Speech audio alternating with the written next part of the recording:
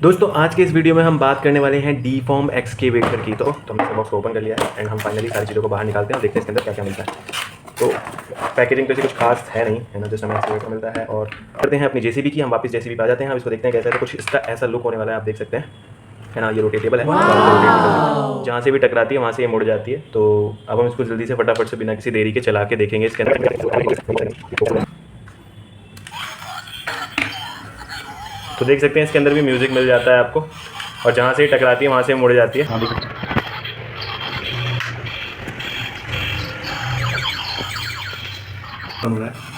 तो आप देख सकते हैं कुछ ऐसा ही फ्रंट से दिखता है रोबोट बनने के बाद।